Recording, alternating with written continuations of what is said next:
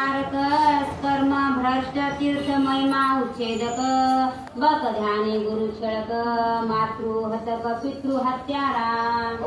कृतज्ञ आणि कृतज्ञ केलेला उपकार जाणणारा, पण उपकार केला ते उपकार जाणायचं नाही, वाईट वागायचं.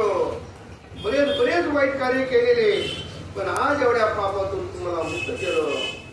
दुर्बळ घातक कर्म मार्धवन दीन हत्यारी घाती पेशुन ऋण दाहक किर्मिती सज्जन किडकी सज्जन गोत्र वध भगिनी वध.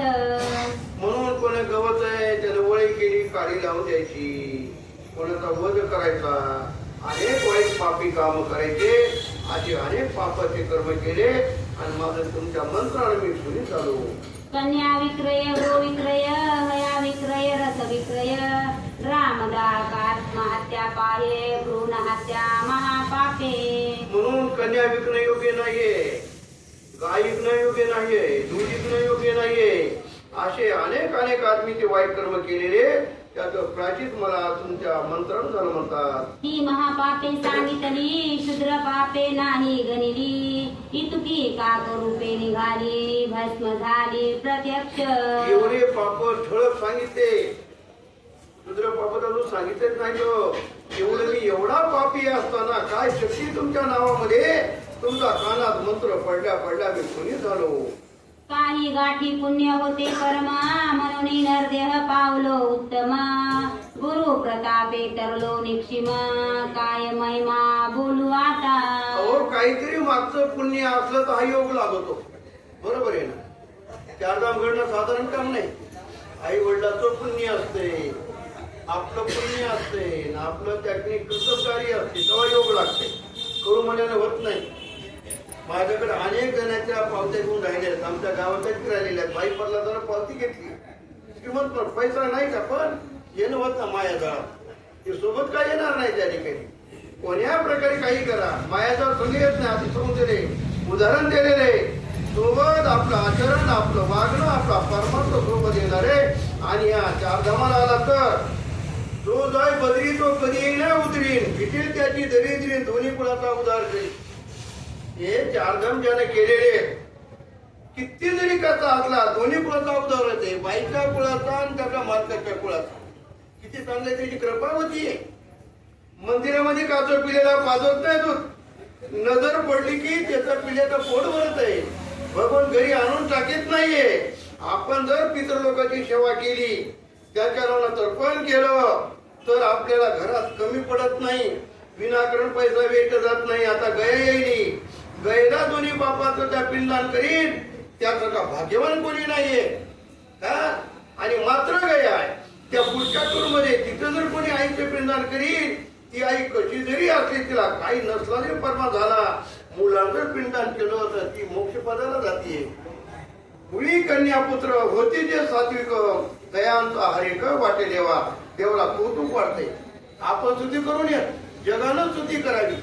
आपण केलेलं योग्य व्हावा आणि त्याला जर पोहोचलं तर कमीच पडत नाही. कोणा काही करा यश येते, कुठं जा यश येते. आपल्यात मांजर आडवी येत नाही. माणूस म्हणतोय मांजर आडवी वापर जाव, मा पोलीस केली तीस आणि भूत आली चौघा करायची, बरोबर आहे. मांजर आडवी आली, 20 पावलं मागं जाऊन पुन्हा जावं काम होते. दिली झाला 30 पावलं चिप्पीवाली मामून आहे तर जाऊ नको. मग पण जो नामचिंतन करते त्याला काही भीती नाही, काही आडवायचं ना. नावामध्ये ताकद आहे त्या ठिकाणी. गुरुस्तवन करून यापार ग्रामाशी आला दाशार नृपगर सवे कलावती परमचतुर केला उद्धार रायाचा. बरोबर गुरुला मनोभावे तन्मन धनानं त्या गुरु आपण गुरुला दान धर्म भरपूर केला, मनाच्या पलीकड केला. आणि जाऊन तिथून गुरुला नमस्कार करून प्रसंग आपल्या गावाकडे आलेले, बाई सोबतच्या रथामध्ये आलेले. आल्यानंतर काय आचरण फरक झाला, वृत्तीत फरक झाली त्या ठिकाणी. आणि मग काय झालं, जपता शिव मंत्र निर्मळ राज्य वर्धमान झाले सकळ आवरण दोष दुष्काळ देशातून पळाले. हो, राजा ज्ञानी झालेला आहे, जप करायला आहे, पूजा करायला गेली, सगळं चांगलं करायला गेले. या नावात ताकदे संकट कोणतं येत नाही, दुष्काळ येत नाही. राजाने केल्यावर यज्ञ हवं त्यानं करावं लागते. उदराजा चांगला असला तर कोण्या प्रसंकट येत नाही. राजा चिंतन करत असताना गावातले त्यांचे सगळे संकट दूर झाले. वैधव्य आणि रोगमुक्त वा. नाहीच कोठे देशात. आलिंगिता कलावती शिरपनाथ शशी आयशी शीतळ वाटे. गावामध्ये कोणी विधवा झालं नाही, कोणाला रोग आला नाही, कोरोना तर नव्हता, अटॅक नव्हता, पण त्या बिमाऱ्या नाहीच, काहीच नाही त्या ठिकाणी. असे शुद्ध झाले. नंतर स्पर्श केला कलावतीचा. कसली गरम जशी पुरी पोळाली तशी थंडगार त्याच्या अंगाला वाटली. शिवभजनी लावले सकळ जन घरोघरी होत शिव कीर्तन. रुद्राभिषेक शिव पूजन ब्राह्मण भोजन यथाविधी. राजा चांगला असल्यामुळं राजाच्या दाखल सगळे शिवभक्ती करू लागले. बरोबर, शिवलीला, शिवस्तवन, शिवस्तुती, शिवहरिपाठ, कोणती भक्ती त्या ठिकाणी सगळे करू लागलेले. सगळे लोक भक्ती मार्गाला लावले राजाला. दाशारे रायाचे आख्यान जे नीती ऐकती करती पठन. प्रीती करुणी ग्रंथ रक्षण अनुमोदन देती ती जे. कथा दाशा राजाची आवडीनं ऐकली, मदत केली. मला तर नवलच वाटायले खरं त्या ठिकाणी. एखादा गरीब माणसाला पीएस आहे जावाई होता तेच मोठ्या माणसात होय, तसं मला वाटायला लागलेलं आहे. फक्त बोलवायचं काम नाही, कोणाला काही यामुळे काहीच नाही, सुरू केलं डायरेक्ट सगळे झाले. हे आवड आहे. आवडीने भावे हरिनाम घ्यायची, तुझी चिंता त्याची सर्व आहे. बरोबर आहे ना? आवडीनं काम करा, सवडीनं नाही.